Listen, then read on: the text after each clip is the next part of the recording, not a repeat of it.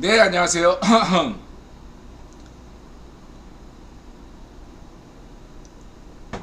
네, 수식자님 어서오세요. 다크서클님 어서오세요. 카시아님 어서오세요.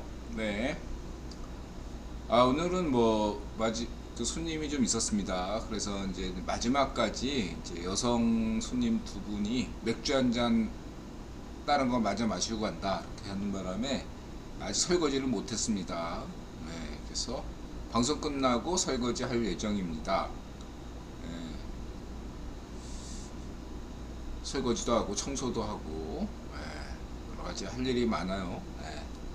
이렇게 말씀드리고 방송 시작하겠습니다. 각도님 어서 오세요. 669회 억솔타임즈쇼 2022년 12월 8일 인원리 성렬형 지지율이 65%인 이유, 축구 인간지표 인드라 모로코 월드컵 우승을 전망하는 이유, 미국의 소리 VOA, 정현채 김길선 김영환 어전 어벤져스 전략회의 아침 한개 국토 전략, 이런 제목이고요. 정현채 인간지표 인드라 모로코가 월드컵 우승한다. 체코제 VOA, 성렬형 젊은 시각 배승희 리춘수 손님 벤투 김영환 국토전략 김단태 김길선 놀세나라 아침 한개 어전 진메달 김현석, 이런 제목입니다.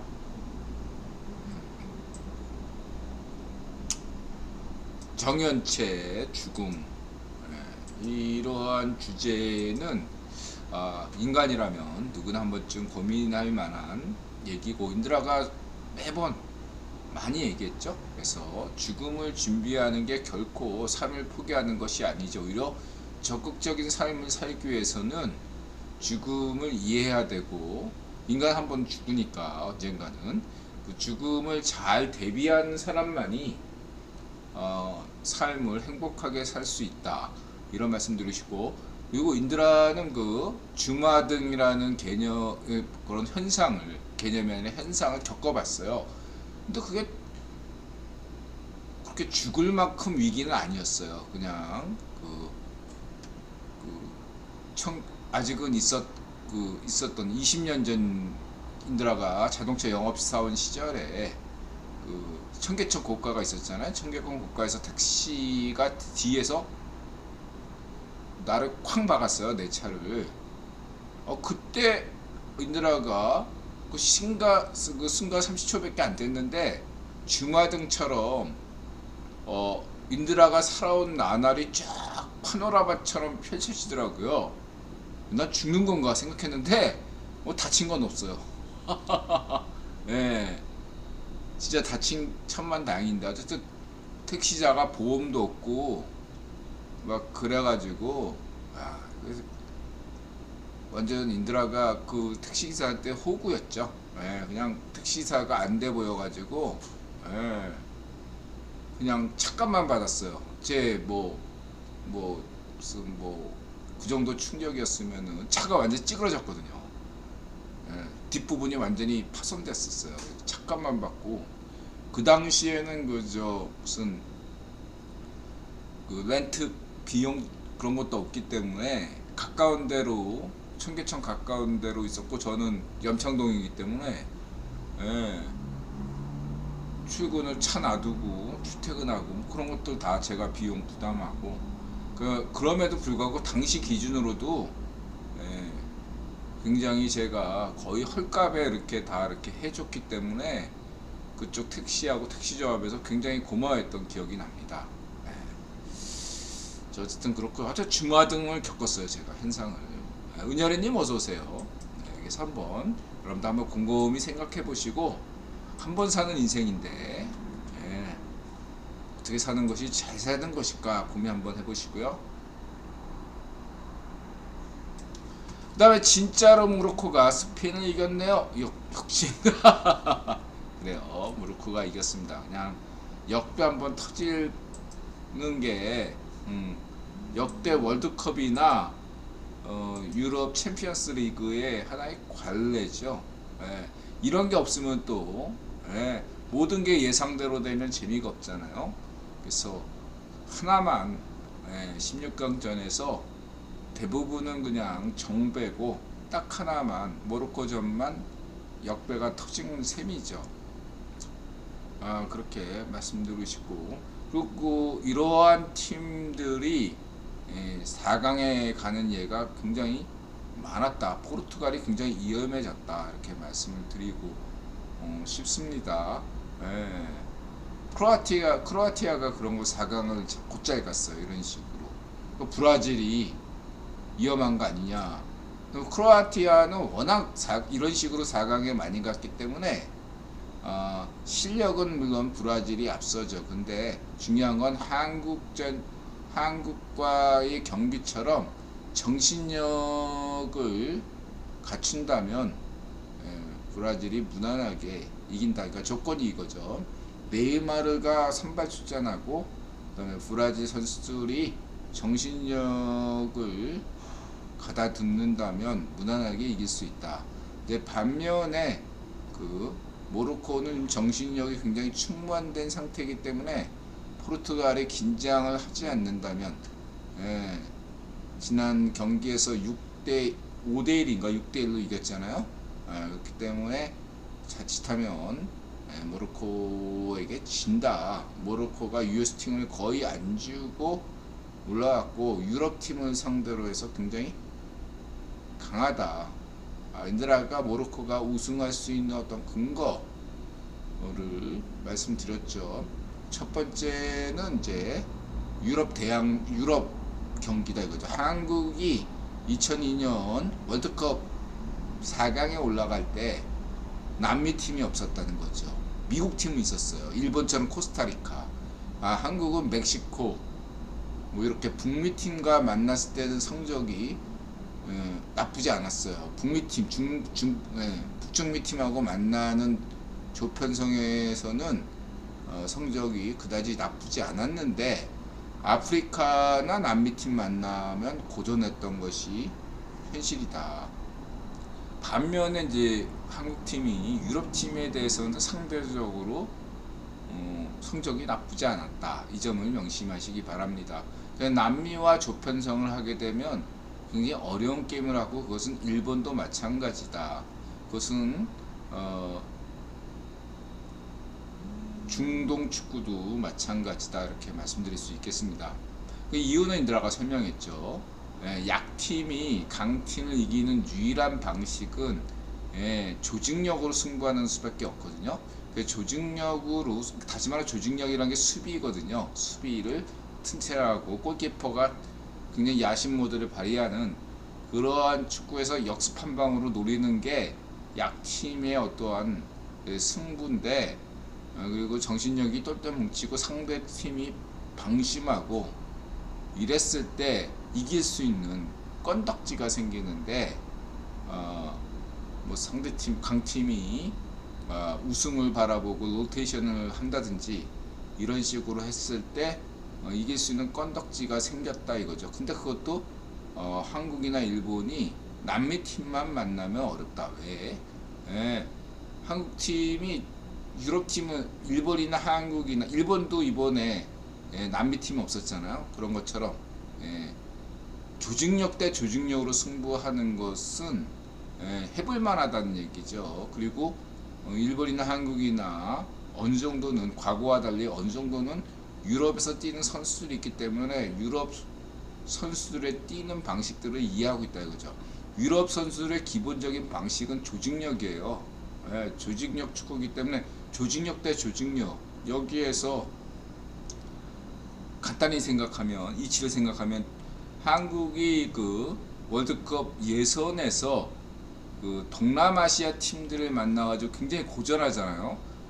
동남아시아 팀들이 템백을 막 하고 있는데 저쪽도 조직력이고 한국도 조직력이에요. 그럼 이거를 이 동남아시아 축구를 뚫으려면은 조직력으로 해서 웬만큼 뚫을 수가 없어요. 쉼없이 크로스 날리고 아무리 그 센터라인에 해도 안 들어가. 아니 거기 그냥 완전히 그냥 골대 앞을 다 막고 있는데 어떻게 넣어? 그쵸? 그랬을 때 넣는 게 남미 팀이죠. 어떻게? 개인기로 넣어내기. 그게 창의력이죠. 창의력. 개인기로 넣는다 이거예요. 개인기로. 그 안에서 막 페널티킥 막 이런 식으로 해가지고 넣는다 이거죠. 그 차이 때문에 남미 팀에게 어렵다. 근데 마침 모로코는 아프리카 팀으로서 신체적 능력, 피지컬 능력이 우수한 데다가 모로코 선수 대다수가 유럽 이주민 후손들이고 그 선수들을 받아들였는데 대부분이 유럽 리그에서 뛰어서 유럽 축구를 굉장히 잘 알고 있는 선수들이란 얘기죠. 그리고 대진 편성이 결승에 가야 남미 팀을 만난다. 그렇기 때문에 모로코가 돌풍을 일으킬 가능성이 매우 크다. 다시 말하자면은 상대 강팀들은 모로코 선수들에서 몰라요. 반면에 모로코 선수들은 상대방 선수들에 대해서 어느 정도 잘 알고 있는 상황이다. 이러면은 이게 통할 수가 있다 그거죠. 이런 단판 게임에서는 그런 면에서 정신력이 굉장히 팀이 단합이 잘 되고 원팀이고 막 그러면 되는데 이 포르투갈은 지금 호날두 때문에 원팀이 많이 흔들리고 있는 상황이기 때문에 우려스럽다. 그리고 이제 인드라가 강조했잖아요. 피파는 어떤 특정 팀을 우승시키려는 목적은 없다. 오로지 흥행이다. 그래서 8강전을 보게 되면 아르헨티나의 네덜란드가 이제 공격 축구보다는 수비 축구, 그래서 이제 실리 축구다 이렇게 얘기하거든요. 근데 그럼에도 불구하고 저는 무난하게 아르헨티나가 이길 것으로 전망하고 있고요. 그 다음에 이제 브라질 대 크로아티아는 인드라 경기를 일본전을 보니까 4강 갈 실력은 못 된다. 과거와 달리 크로아티아가 4강 갈 때와 지금은 좀 다르다. 모드리치가 노쇠했다. 마치 4년 뒤에 손흥민을 보는 것처럼 모드리치도 늙었다. 이렇게 말씀드리고 싶고요.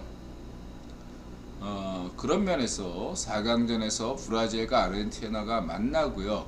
중요한 것은 이것은 정배로 대충 설명이 되는데 프랑스 대 잉글랜드 프랑스는 이게 누가 이기든 간에 이길만하다 이렇게 해서 어느 쪽으로 이렇게 승패가 이렇게 나눌 수 없을 만큼 둘 다 막상막하기 때문에 이게 8강의 핫 이슈 최대 빅매치가 되겠죠. 그래서 두 경기는 그냥 정배 크게 전세계 축구팬 입장에서는 그냥 네이마르나 메시 경기를 보기 위해서 보는 정도 하이라이트 정도 보는 거고 흥미를 가지고 볼만한 거는 잉글랜드랑 프랑스 경기를 볼 거다. 여긴 누가 이기는지 모르니까. 반면에 이제 이 모로코 대 포르투갈 대 모로코 경기는 포르투갈이 이길 것이라고 다들 생각하는데 여기서 역배가 한번 터질 수가 있다 이거죠. 제가 볼 때는 한 경기 정도는 의외성의 돌발 변수가 생길 가능성이 있다. 그러면 만약 포르투갈이 지면 누가 다 욕먹죠? 욕바가지를? 호날두가 욕먹겠죠. 호날두 때문에 졌다. 이런 얘기가 나올 수 있다. 물론 포르투갈의 어떤 능력치들은 모두가 다 모로코보다 앞서 있습니다. 개개인들이 다 뛰어난데 이 뛰어난 이 포르투갈의 원팀을 과거에는 호날두가 원팀으로 만들었다면 지금은 호날두가 어떤 리더십을 발휘하기에는 실력이 모자르다 이거죠. 많이 노쇠했기 때문에 과거의 호날두가 아니기 때문에. 근데 호날두는 계속 자기가 뭔가 자기가 앞서간 리더십을 발휘하려고 하니까 거기서 갭이 생기는 거죠. 그 갭이 포르투갈을 원팀으로 만들기가 어렵게 만들고 있다 이렇게 말씀드리고 싶습니다. 끝으로 이제 이제 두 번째는 모로코가 현재인데 모로코 경제가 지금 유럽 경제하고 맞물려 가지고 공급망 문제가 터졌잖아요. 특히 중국 문제 같은 이러한 중국 문제 같은 것들을 해소하기 위해서는 공급망 문제에서 유럽이 가까운 지역에서 공급망 문제를 해결한다 이거죠. 중국에서 어떤 옷이나 여러 가지 경업 산업을 일으키기보다 모로코에 공장을 짓고 거기서 유럽으로 수출하거나 또 그 제3세계 아프리카에 수출하는 것이 더 남는다. 그런 면에서 모로코, 알제리, 튀니지의 향후 경제 발전이 기대되고 실제로 그렇게 되고 있다. 모로코가 역사적으로는 과거에 스페인을 점령할 만큼 아주 대제국을 이뤘던 데입니다. 그 당시에 모로코에 있었던 족속들은 아주 극악한, 오늘날 IS보다 더 심각할 정도로 완전히 폭력 분자였어요. 그래서 스페인을 점령했을 때 이전의 이슬람 왕조는 우리가 흔히 이야기하는 온건한 이슬람, 그래서 유대교도 인정하고 기독교도 세금을 내면 다 인정한다. 유대교인이든 기독교인이든 이런 온건 정책을 펼쳤다면 나중에 들어온 이 모로코 이 원리주의자들은 그냥 기독교인이건 유대교인이건 다 죽였어요. 그리고 이런 기독교인과 그 유대교인과 뭐 혼혈했다든가 통혼했다든가 뭔가 거래한 그런 것들이 있으면 그것도 다 죽였어요. 같은 이슬람인일지라도. 그리고 다 강간했죠. 그런 더 끔찍한 기억 때문에 스페인에서 나중에 스페인 레콩키스타라고 해서 이제 국도 회복 운동, 그래가지고 이제 스페인이 카톨릭이 이제 통일한 다음에 이단 심판관 이렇게 해가지고 유대인들을 다 축출했던 그런 어떤 원인 제공했던 게 바로 이 모로코 애들이에요. 그 당시에 했던 애들이 시아파 뭐 이런 애들, 그리고 그런 애들이 이제 소멸하고 현재는 모로코는 수니파가 99%가 수니파예요. 그 중에 이제 핵심이 이 수피즘이라는 건데, 이 수피즘은 약간 신비주의. 근데 이제 이게 그냥 마니교스, 원래 이 북아프리카에 마니교가 많이 퍼져 있었습니다. 그리고 원래 뭐죠? 기독교적 관점에서 그 초기 그 시대에 로마 시대에서 어떤 중심이 됐던 기독교 지역이 오히려 북아프리카예요. 이쪽 그 시리아, 터키 하고 이 북아프리카예요. 그런 이유는 로마에 대항하는 종교로서 기독교가 의미가 있었기 때문이죠.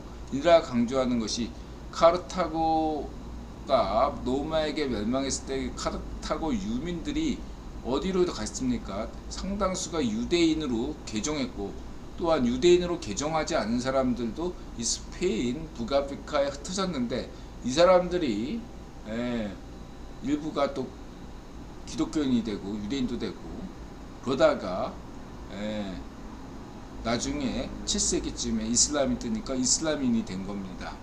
이런 여러분들, 그래서 그러한 어떤 그런 흐름이 수피즘을 형성하게 만들었다, 이렇게 보시면 되겠습니다.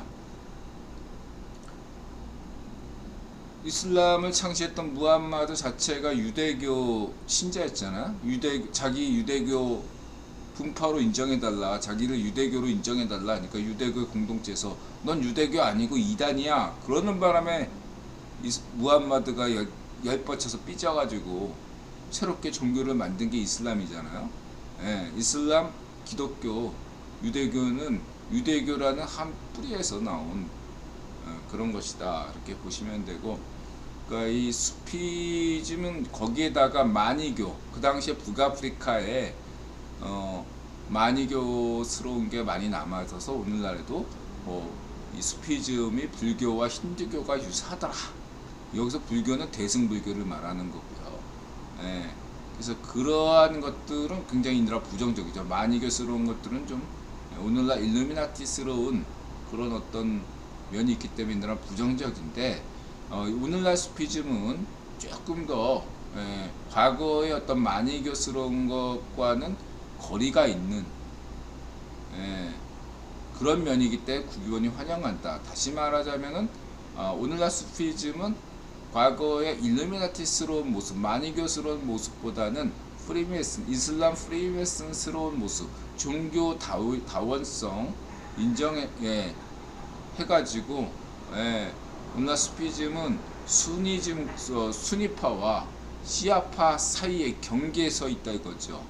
예, 그런 면들. 그러니까 또 수피즘이 어떤 시아파나 순위파와 다른 또 다른 어떠한 종교 분파가 아니라, 예, 순위파이면서 수피즘, 시아파이면서 수피즘, 이런 식으로 하고 어떤 종교 통합, 이런 면에서 이게 프리메슨과 만나고 국기본이 어떤 환영한다 이거죠. 이런 면에서 오히려 수피즘은 다른 어떤 IS나 그 이란의 원리주의 자들이 굉장히 적대적으로 여깁니다. 종교 다원주의를 표방하기 때문에, 그 다음에 세속주의를 표방하기 때문에 굉장히 어떤 적대적으로 여겨요.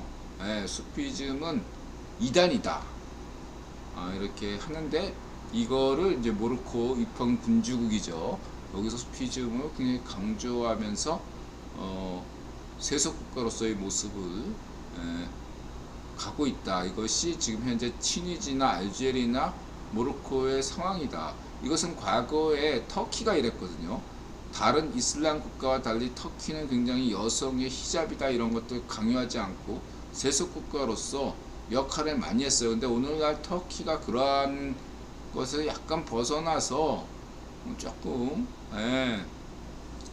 이러한 어떤 좀 이슬람 원리주의적인 이런 면들을 좀 보이니까, 국유본이 상대적으로 모로코의 이런 어떤 수피즘을 좀 띄울 가능성이 있다. 이러기 위해서는 오늘날 카타르에서 월드컵을 하기 때문에 모로코가 만약에 월드컵 우승한다면 중동 지역에서 아랍권 국가에서 엄청난 충격파가 오지 않을까. 8강 간 것만 해도 대단한데, 우승까지 한다면 중동에 혁명이 일어난다. 이란 혁명이 일어나고, 시리아 혁명이 일어나고, 제가 볼 때는 그런 식으로 원리주의를 내세웠던 어떤 파시오 국가들이 상당히 무너질 수 있다. 자유화의 불을 앞당길 수 있다. 저는 그렇게 보고, 더 나아가서 모로코가 월드컵 우승하게 되면 모로코의 자유화에도 더 앞당길 수 있다. 이렇게 말씀드리고, 끝으로 이 튀니지, 알제리, 이 모로코는 과거에 베르베르족, 이고 과거에 카르타고인, 그 이전에 이제 수메르인이 먼저 있었죠. 페니키아인이 카르타고인이고, 근데 저는 제 가설이지만 2000년 전, 3,000년 전에 수메르인이 먼저 남미에 갔을 걸로 봅니다. 남미라는 지역을 몰랐지만 이 모로코까지는 갔을 거라고 봐요. 수메르인들이 레바논도 가고 그랬거든요. 거기에 배 만들기 좋기 때문에 지중해 무역도 수메르인이 제일 먼저 했다고 보고, 그 당시에 페니키아 지역을 식민지로 만들어서 페니키아를 도시 국가로 만든 것이 수메르인이라고 본다면, 수메르인들이 2,000~3,000년 전에 이러한 모로코 지역까지 갔는데, 거기서 배를 타다가 태풍이나 이런 거 만나면 우연하게 남미로 갈 수 있다는 얘기죠. 그럼 이게 그 당시에 기술력이 배가 조그만한데 어떻게 가냐, 이렇게 하시는 분들, 의문이 되시는 분들이 있을 수 있는데, 그렇게 본다면 태평양에 폴리네시아 사람들이 언제부터 하와이 가고 뉴질랜드 가고 파푸아뉴기니아 가고 피지 갔겠습니까? 그 사람들 2000년 2, 3천 년 전에 갔어요. 2, 3천 년 전에. 조그만 카누 타고 갔어요. 날씨가 나쁘면 그냥 뒤지지만 날씨만 좋으면 그냥 갑니다. 예, 거기에 남미 땅이 있건 이쪽에 하와이가 있는지 모르고 간 거예요. 우연하게 간 건데, 예, 죽음을 각오하고 간 건데, 예, 거기가 남미야. 그래서 저는, 예, 이런 면에서 남미의 문명이, 예, 저는 모든 세계의 문명은 수메르에서부터 시작했다, 이런 가설을 가지고 있습니다. 남미의 신화가 나오는 뭐 비라코차다 뭐 이러한 것들은 수메르 뱃사람이 아닌가, 저는 그렇게 보고 있습니다. 참고하시고요. 헤르메트커님 어서 오세요. 이 정도로 하고,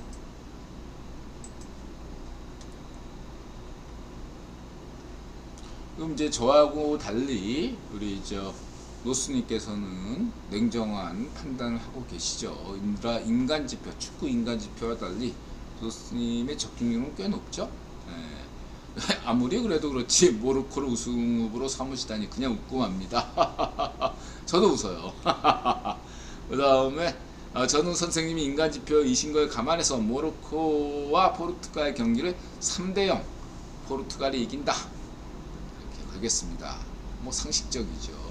모로코 우승을 점치시대 스포츠 토론을 하시지 않으시면 돼요. 이거는 우리 노스님 같은, 예, 실력자분들이 하시는 거고, 저 같은 쫄보는 스포츠 토론 못해요. 예, 신성한 도박판에 저 같은 구라 경제학이 하면 패가망신 된다는 걸 알 수 있죠.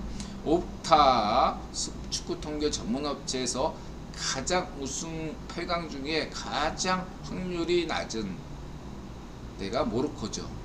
예, 한국이 브라질 이길 확률은 그때 16%였는데, 예, 모로코가 우승 확률은 2%도 안 된다, 3%도 안 된다 이거죠. 크로아티아하고 모로코 이 정도는, 예, 우승은 꿈도 꾸지 마라 이런 거고, 네덜란드도 꿈도 꾸지 마라. 10%가 일단 넘어야 돼요. 예, 10%가 넘어야 된다면서 우승은 브라질, 아르헨티나, 프랑스, 포르투갈, 잉글랜드 이 5개 중에 하나가 되지 않겠냐. 최소한 10%가 넘어야지 되는데, 여기에 인드라가 모로코가 우승한다! 어떻게 될까 지켜보겠습니다. 일본 허무하면 스페인이 채워주고 한국 체면을 스위스가 세워주네요. 황인범 인터뷰에서 보더라도 한국 국대보다 일본 국대가 더 위에 있죠.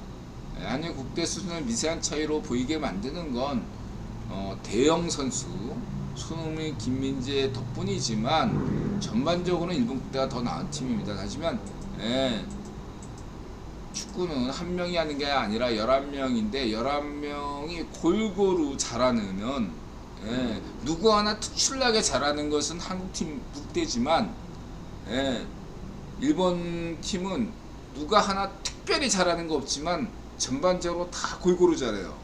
그게 한국팀과 일본팀의 차이다. 근데 왜 그런지 모르지만 일본이 몇 년 전부터, 예, 그동안의 어떠한 점유율 축구, 빌드업 축구에서 이렇게 이번에 보여줬던 그러한 역습 축구로 하는 거에 대해서 제가 볼 때, 뭐 저는 재미가 없지만 월드컵을 준비하는 입장에서는 효율적이죠. 무리뉴의 템백 축구가 이런 토너먼트 경기에서는 효율적이거든요. 예, 오로지 승리를 위해서, 예, 경기는 지루하고 재미없더라도 오직 승리하기 위해서라면 무리뉴의 템백 축구가 효율적이긴 합니다. 실리 축구고. 그래서 저는 월드컵을 반대하고 월드컵이 폐지되길 바라는 거죠. 재미없는 축구를 왜 보냐 이거야, 얘들아. 저 안 본다. 국대 경기 안 보잖아, 얘들아. 예, 월드컵도 그냥 저는 별로 큰 관심 없어요. 축구팬 입장에서는 하루빨리 월드컵이 폐지되고 빨리 끝나고 당장 없어지는 건 아니니까 빨리 그 클럽 축구가 다시 시작됐으면 좋겠습니다. 근데 이제 클럽 축구도 토트넘 같이 빅4인 팀들이라면 공격 축구를 해야죠. 저 뭐 강등권에 있는 팀들이 역습 축구 한다면 그건 이해나가. 토트넘에서 어떻게 템팩 축구하고 막 그러면 짜증이 나는 거죠, 얘들한테. 그건 빅4라고 불릴 자격이 없어요. 빅4는 빅6는 기본적으로 되든 안 되든 공격 축구를 해야 돼요. 공격 축구 아니면 빅클럽일 자격이 없어요. 그래서 인들한 얘기잖아. 토비가 토트넘 빅클럽 아니야. 토중 딱. 토트넘 중위권이 딱이야. 인드라 콘테에서 마음이 떠났어요. 토트넘은 그냥 중위권에서 머무르시고 다른 어떠한 공격팀들이 빅4, 빅6에 오는 것이 나쁘지 않다. 전 토트넘 경기 하이라이트만 봐. 이기는 경기만 봅니다. 수능이 골을 넣거나 지더라도 토트넘이 이기는 경기 그 정도는 전경기도 안 봐. 저는 지루해서 보기 싫어요. 하이라이트만 봅니다. 작년 시즌까지만 해도 전경기를 다 시청했는데 지금은 하이라이트만 봐요. 스트레스 받는 거 억지로 시간 아까운데 억지로 스트레스 받아가면서 볼 이유가 뭐가 있나요? 그런 것처럼 저는 재미를 위해서 안 봅니다. 다음 한국 국대로에서 성진국 영화 대놓고 야수 찍어버린 성진국의 세계를 적나라하게 보여주는 또 인드라가 이런 에드우드 같은 감동물을 좋아하죠. 외계로부터의 10호 게이 든가 이런 외계로부터의 10호 게이 이런 거 보면은 그 돈을 갖고 튀어라 뭐 이렇게 그 누구지 뉴욕에서만 사는 감독 그 친구 그런 거 보면 인드라는 스타일이 약간 그 경미한 아스퍼거이기 때문에 참 실수를 많이 하면서 사는 인생이다. 인간 지표인 것도 다 이유가 있다. 이렇게 말씀드리고 싶고. 자, 축구 얘기는 여기까지. 축구 얘기하니까 이건 체코제가 모로코 돌아다니는 얘기. 또 이 슈피즘 스타일의 아가씨를 또 만났나봐요. 체코제를 또 전도하려다가 실패했나봐요. 참고하시고요. 자, 축구 얘기는 여기까지 하고요. 어쨌든 뭐 모로코는 모로코는 아니지만 그 알제리 출신이죠 아마 지단이. 그쪽 애들이 유연성도 있고 체력도 좋고 신체 조건도 뛰어나고 그렇습니다. 지켜봅시다. 모로코가 과연 월드컵 우승할지. 이렇게 말씀드리고 인드라가 또 특기잖아 이렇게 인간 지표이면서 이렇게 구라를 이렇게 잘 쳐. 어떻게 인드라 얘기 들으면 모로코가 우승할 것도 생각이 들잖아요. 한 번도 그런 생각 안 하다가 인드라의 장점이죠. 구라치는 거. 자, 그리고 VOA 역사에 증언된 미국의 80주년 VOA 한국방 80주년 축하드리고 이런 역사와 함께하고 있다. 지난 방송에서 인드라가 역대 3대 대통령 박정희 대통령, 김대중 대통령 그리고 성례령이다. 산업화, 근대화, 자유화, 세계화 미션을 받은 대통령이다. 이렇게 말씀드렸고 성례령이 또 베트남을 또 불러들였네요. 그래서 여기 로스님께서는 우려를 하시는데 베트남인 경우에는 그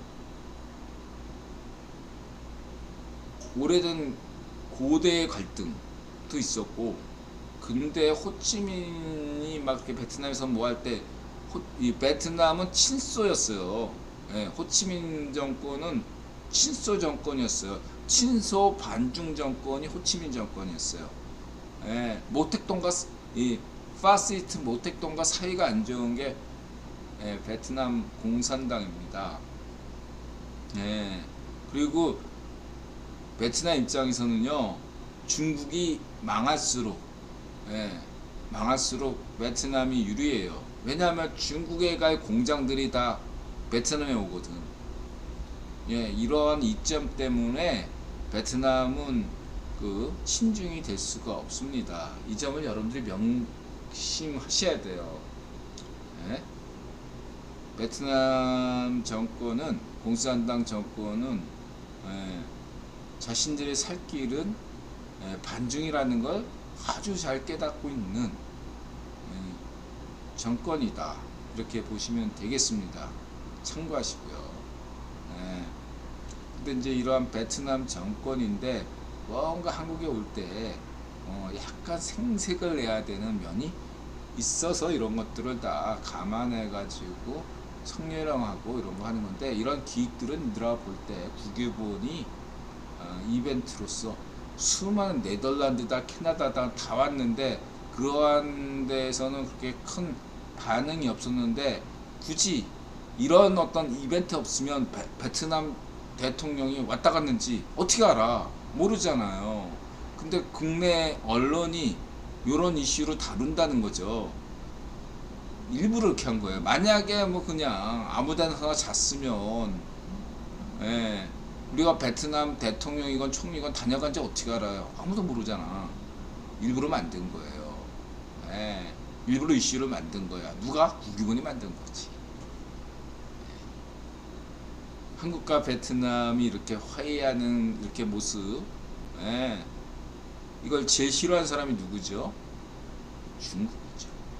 맹꽁 시파르가 제일 싫어해, 이 뉴스를.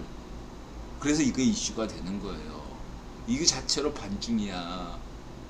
역사적으로 중국 역사에서 가장 중국을 괴롭힌 족속이 어디예요? 한국과 베트남이잖아. 참고하세요. 국유본이 역사를 너무 잘 알고 있어요. 한국과 베트남이 이렇게 고위층이 만나서 이렇게 탁 하고 막 이러면 이걸 가장 싫어할 나라가 맹꽁 시파르 공산당이고, 이걸 제일 좋아할 분이 누구죠? 이든영이죠. 국유본이고, 그렇게 이해하시면 되겠습니다.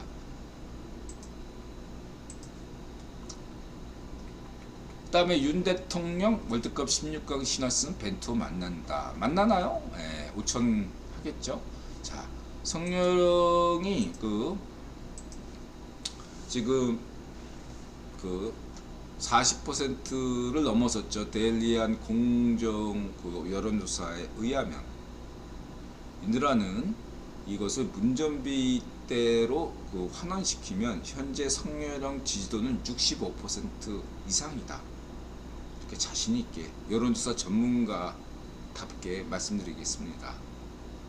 그냥 절대 지지율이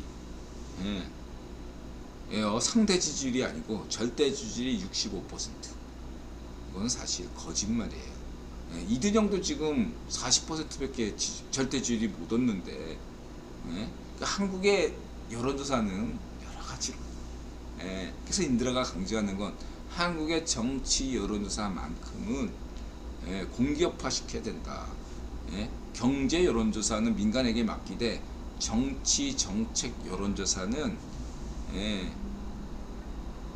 공기업이 책임지고 공기업화하는 것이야말로 여론조사 전문가들도 환영하고 국민들도 환영하고 정치권도 환영할 문제다. 오로지 여기에 반대할 애들은 좌파쇼, 우파쇼밖에 없다고 얘들아 강조 드리는 것입니다. 자, 이를 전제하고 성렬형이 지지율이 40%를 넘어섰다. 이 얘기는 여기에 문전비식으로 하면 거기에 25%를 붙이면 돼요. 대선 때 투표율이 75%잖아요. 그럼 25%는 투표를 안 하잖아요.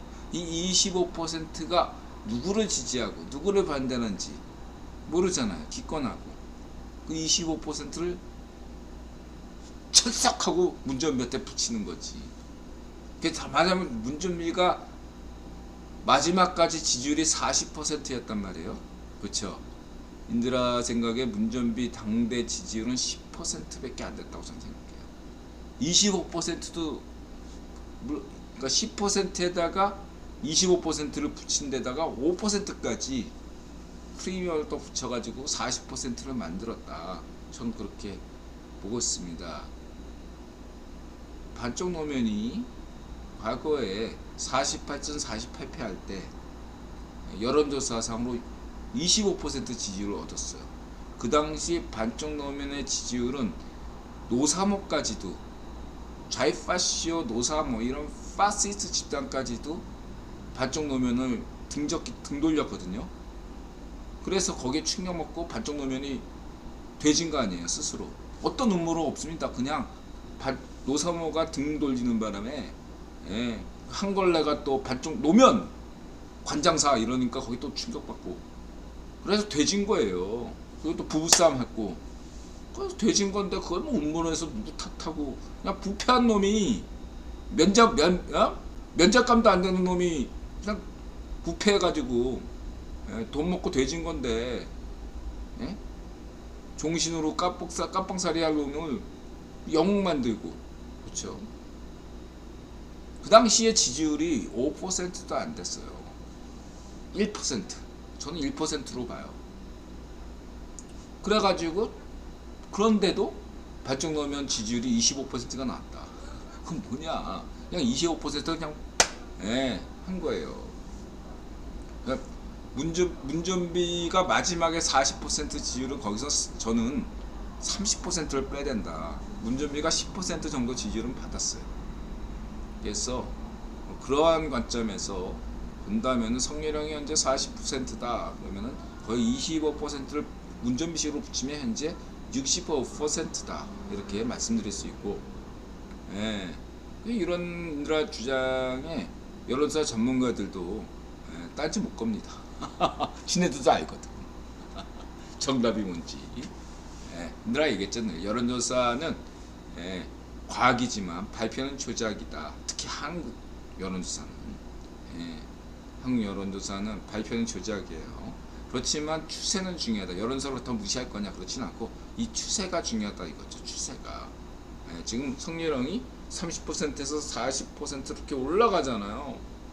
이게 추세만 보시면 된다 이거죠. 그렇게 말씀드리고자 합니다. 그렇더니 요즘 맨시티가 제일 재밌어요. 그렇습니다. 전 맨시티가 특히 재밌다고 생각하지 않고, 과거에 작년 시즌 같은 건 리버풀, 재작년까지는 리버풀 경기가 그렇게 박진감이 있었고,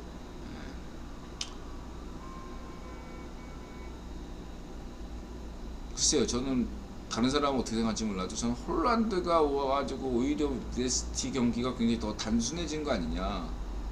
홀란드 같은 걸출한 스트라이커를 앞에 놓으니까 맨시티의 어떤 공격이 이전에는 굉장히 다양했는데 이제는 홀란드를 중심으로 이렇게 하다 보니까 좀 단조로운 패턴이 됐어요. 맨시티가 올 시즌에는.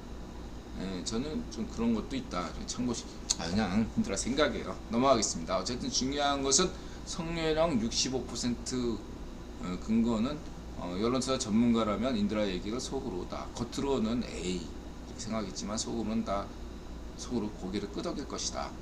그렇다고 한다면 지금 현재 성렬형이 왜 이렇게 인기가 있느냐? 뭐 대다수 이제 여론조사 전문가는 원칙 대응이다. 이것은 아직 월드컵 성적을 반영한 것도 아니에요. 그러한 것들을 인드라는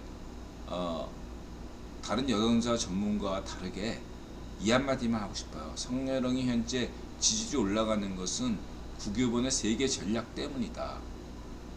이렇게 말씀드리고 싶습니다. 지금 성렬형은 연말부터 내년 최소한 3월까지는 현 지지세를 유지시킬 수밖에 없어요. 유지시켜야 돼요. 이보다 더 지지율이 올라갈 수도 있어요. 이번 겨울 동안에는 발적전이 핵미사일 뭐 이런 것도 있을 수 있고, 러시아에서는 뭐 푸틴이 생지랄 떨고 맹꽁 시퍼르가 또 이렇게 하고 안보면에서 여러 가지로 신경 쓸 게 많단 말이에요. 이랬을 때 한미동맹 강화가 매우 필요한데 여기에 성렬형이 인드라가 예?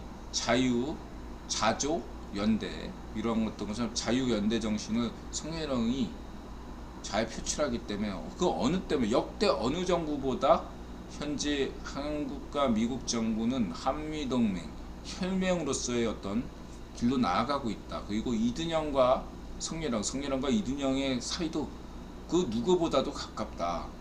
이러한 면에서 지금 성렬형의 어떠한 지지율이 올라가야 된다. 거기에 더해서 인드라가 강조하는 게 뭐죠? 예, 성렬형이 노벨 평화상을 받는 것이 동아시아 평화, 세계 평화에 큰 기여를 한다 이거죠.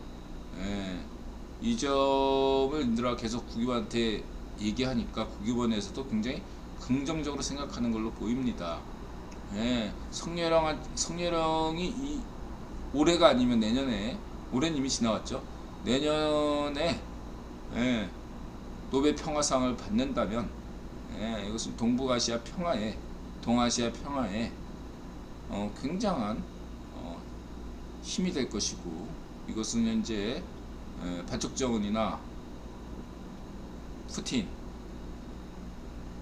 냉공 C8에게 엿을 먹일 수 있는 평화적인 아주 수단이 되겠죠. 이것은 1타3피로 부시의 어떤 외교정책, 이든영의 외교정책을 1타3피 강화시킨다 이거죠. 동맹의 강화, 외교 노력의 강화, 예. 여러가지, 예. 여러가지 면에서 1타3피로서 성렬형에게 노벨 평화상을 안기는 것이 굉장한 신의 한 수가 될 것이다. 이런 확신합니다. 말씀드리고요. 무엇보다 이제 인드라 강조하는 것은 왜 성렬형은 왜 국유한테 어떤 미션을 받았길래 3대 대통령이냐? 세계화돼, 세계화 미션. 이번 화물연대도 안전운임제 이것도 글로벌 미션 세계화 시키자 이거야. 노동법이든 상속법이든 소득법이든 부동산세든 모든 세법, 그 다음에 모든 법안을 글로벌화 시킨다면 얼마나 좋아요. 그래서 법을 잘하는 성렬형이 대통령 된 겁니다. 예. 국제 관례대로 가는 겁니다. 세계화로 가는 겁니다. 예. 그 앞장서야 돼요. 성렬형의 미션은 거기에 달려있는 겁니다. 세계화로 가면 됩니다. 이런 낡은 관행들을 타파하고, 예. 이런 좌파시오들이 장악한 한국의 잘못된 노동문화도 개혁해야 되는 거예요. 그러기 위해서는 원칙대로 가야 되는 거고, 그 원칙대로 간다 해서 무조건 뭐 이렇게 경찰만 대응하는 것이 아니라 대안을 제시하면서 원칙적인 대응. 그러니까 이제 반쪽 민주당, 반쪽 민주당 지명이도 깨갱한 거 아니에요. 논리로 밀리니까 안 되잖아. 성렬형한테 밀린 게 얼마나 많아. MBC는 가짜뉴스다 뭐고 타령하고 이태원 음모론이나 떠들고 다 구라로 드러났어요. 국민들이 이걸 다 몰라? 다 아니까. 또 반쪽민당이 구라치는구나. 이태원 참사 구라치는구나. 지명이 구라치는구나. 문전비 또 구라치는구나. 이런 거 다 국유본이 주도하는 거예요, 여러분. 내가 강조했잖아요.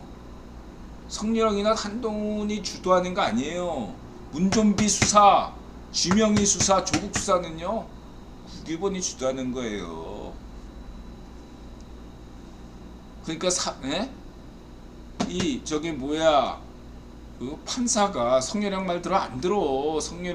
판사들은 성렬형 말도 안 듣는다고. 국유본 말은 듣지. 그렇게만 하세요.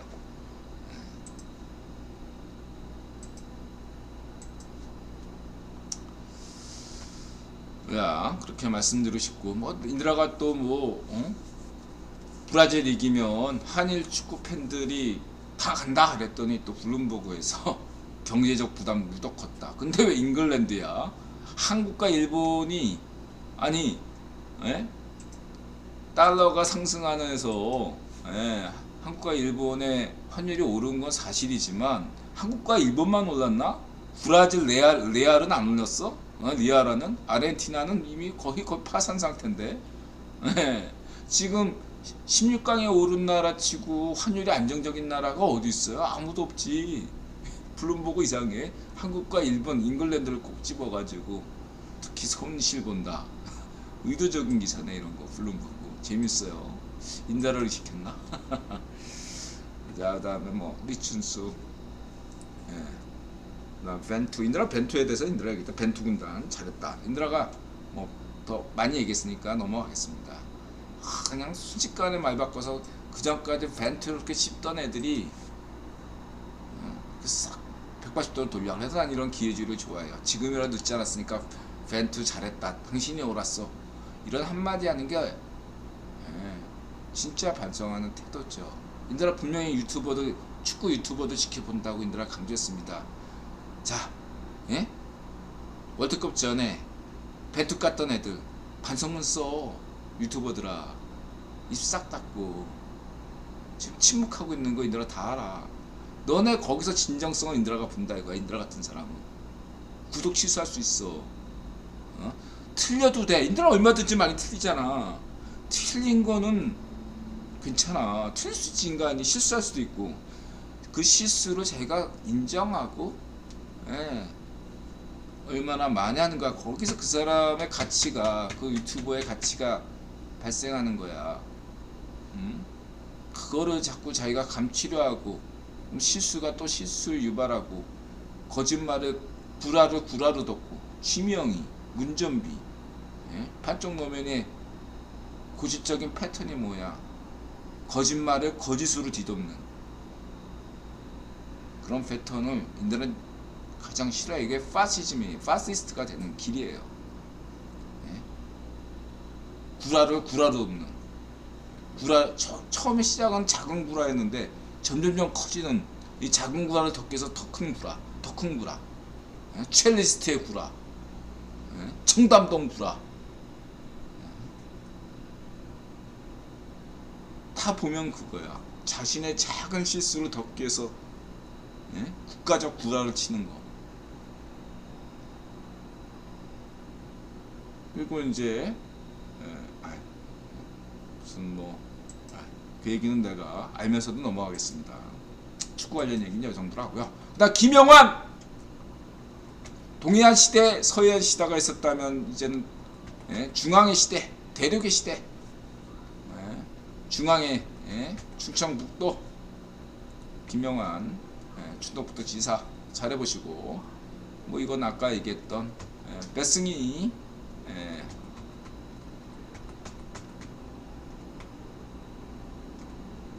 나무, 이것도 뭐 씨발, 예? 인드라가 얘기하는 매꽁 씨발 하니까 씨발 이것도 나묵하고 지명이가 또 떠드네. 씨발 씨야, 예? 씨바르,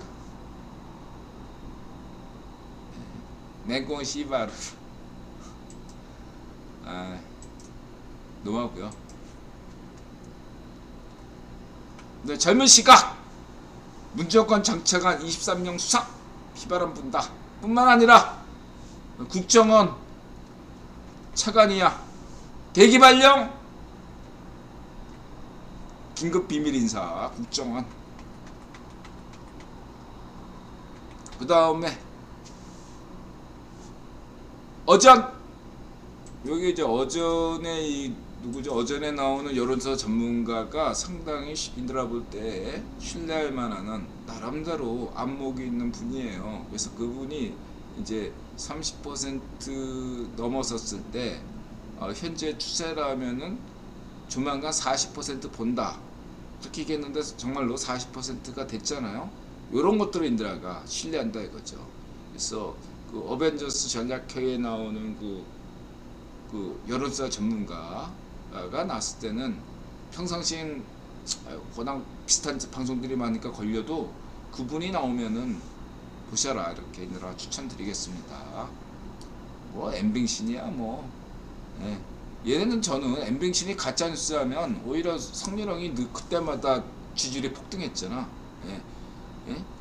김건희 언니 가짜뉴스로 성렬형 폭등했잖아 지지율. 예. 그 다음에 난리든 뭐 이러면서 또 그 가짜뉴스 엠빙신이 또 가짜뉴스 하는 바람에 또 성렬형이 지지율이 올랐고. 뭐 하여튼 간에 엠빙신에서 가짜뉴스 나누면 성향 지지로 오른다. 이것은 이제는 법칙이라고까지 말할 수 있겠습니다. 엠빙신이 계속 가짜뉴스 내보내면 성렬형 지지율은 더 폭등한다. 이렇게 말할 수 있고요. VOA 국방수권법안 상하원에서 다 합의됐죠. 이런 게 초당파, 초당적으로 진행된다. 하원은 공화당, 상원은 민주당인데도 국방수권법안에 대해서는 다 이렇게 합의가 된다 이거죠. 지금 이들아 강조했죠. 지금 체제가 대한민국으로서 가장 좋은 체제다. 대통령은 미국 민주당이 하고 하원은 공화당이, 의회는 공화당이 딱 잡는 이 구도가 여태까지 역사로 보면 대한민국의 가장 좋았던 황금 시절이었다. 저는 그렇게 말씀드리겠습니다. 지금이 제일 좋아요. 난 이 시스템이 계속 갔으면 좋겠어. 대통령은 미국 민주당이 계속 가고 하원은 계속 공화당이 잡고 이랬으면 좋겠습니다. 지금 이보다 좋을 수는 없어요. 저희 입장에서는. 말씀드리시고요. 나 아침 한개 스포일러 안 하겠습니다. 보세요. 아침 한개 한국 최고의 안보죠. 한반도 안보 유튜버죠. 그 다음에 김길선 누님이 북한의 금밀수 사건에 대해서 이야기했는데, 지난번에 김길선 누님이 박정훈이 왜 저래? 했을 때 인들아 김길선 누님이 의견이 합리적으로 여겼다 한 적이 있죠. 그때 왜 저러냐, 갑자기 왜 사회주의 패럼 타령하는지 날카롭게 김길선 누님이 분석했는데, 그게 저는 수많은 가설 중에 가장 합리적이라고 평가한 바 있습니다. 이번에도 이 금 사건에 대해서 이들아 볼 때 김길선 누님의 방송이 가장 객관적이지 않나, 합리적이지 않나 이렇게 봅니다. 무언가 반쪽 정은 체제에 문제가 발생했는데 그걸 뒤덮기 위해서, 아까도 얘기했지만 이건 좌파시오들은 구라를 더 큰 구라로 덮는다. 그러니까 이게 금괴 밀수 자체 사건이 조작 사건이다. 그러니까 이러한 큰 걸로 뭔가 내부 문제를 무마시키려는 건데, 그게 뭐냐 그건 모르겠다. 근데 뭔가 내부적으로 문제가 발생한 것은 사실인데, 이 김길선 누님 입장에서는 이렇게 북한에서 이렇게 이거를 육로로 이동하지도 않고 헬기로 이동한다든가, 그렇고 이거는 아무도 모른다. 그래서 이건 일어날 수가 없는 사건이다. 이건 그러면은 이렇게 뉴스가 났다는 것은 반쪽 정은이 뭔가 다른 사건을 감추기 위해서 이런 것들을 내보낸 거 아니냐. 뭔가 200톤이라는 금을 누군가에게, 그러니까 내부적으로 문제가 생겼거나 아니면 200톤이나 되는 금을 국유원에게 줄 테니까 나 좀 살려달라, 이런 어떤 것일 수도 있죠. 그래서 겉으로는 반쪽 정은이 나 200톤 금을 잃었다, 도둑 맞았다. 그런데 사실은 반쪽 정은이 200톤을 국유원에게 전달한다든가 대신에 나 좀 목숨 좀 살려주세요 이렇게 빌었다든가, 아니면 200톤을 맹꽁 CFR에게 전달했다든가, 이런 어떤 다른 사람한테 뇌물로 주거나 청탁을 한 다음에 도둑 맞았다 이렇게 볼 수도 있는 거죠. 이렇게 보고 김길선 누님의 방송이 가장 합리적이다 이렇게 저는 보고요.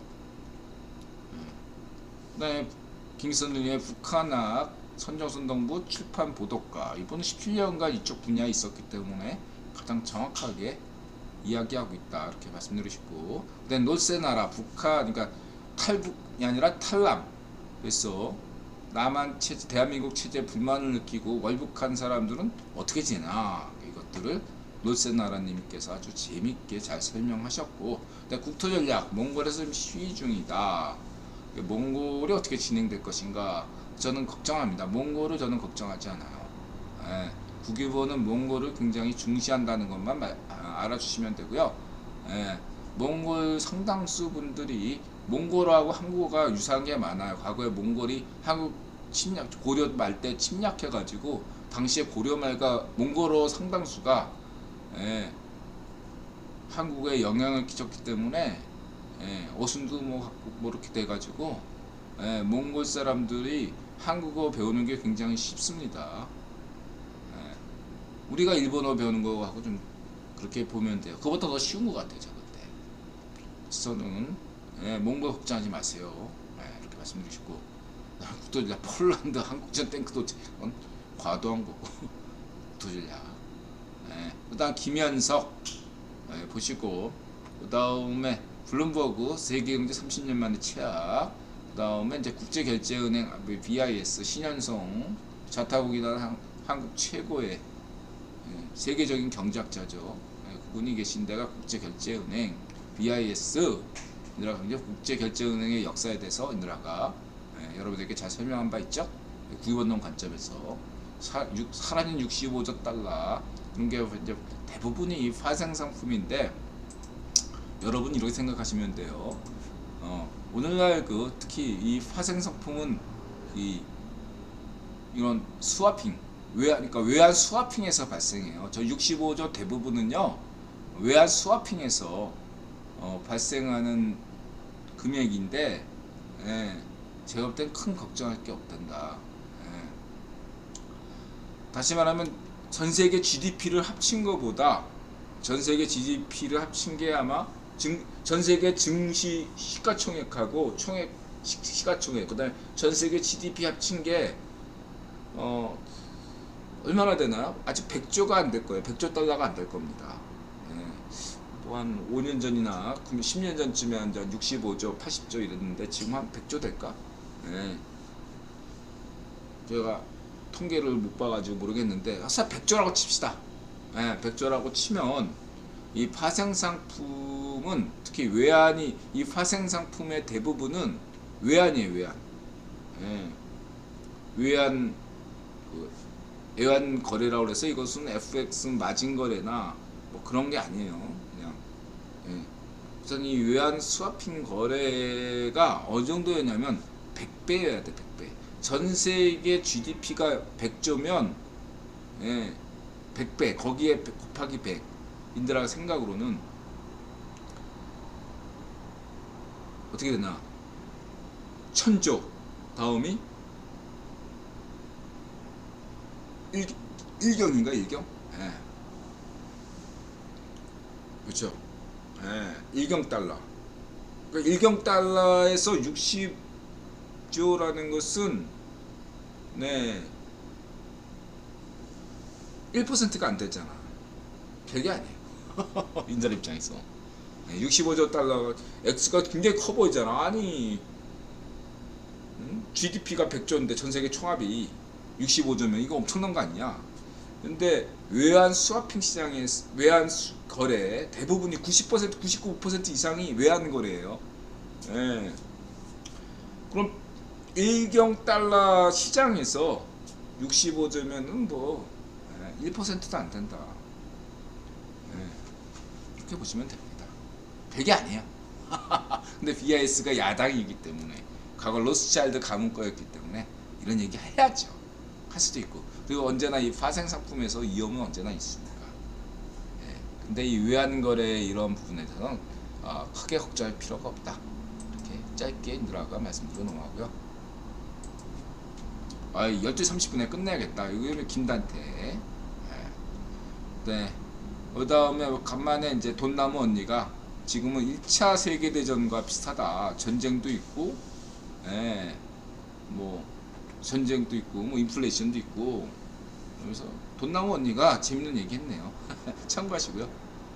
예, 그 다음에 진메달, 제2판교는 용인이냐. 그래서 이제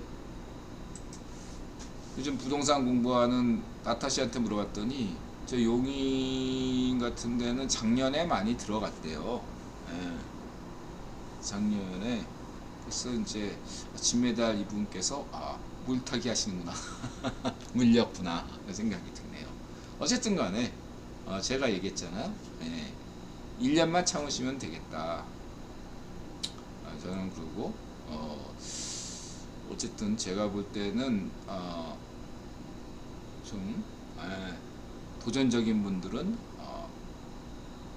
올해 말부터 열심히 부동산 공부하시는 게 좋을 거고, 좀 정상적, 그러니까 조금 더 이렇게 여유가 좀 이렇게 좀 느긋하신 분들은 내년 말부터 부동산 공부 열심히 하시면 될 거다. 이렇게 어려울 때 부동산 공부하셔야지.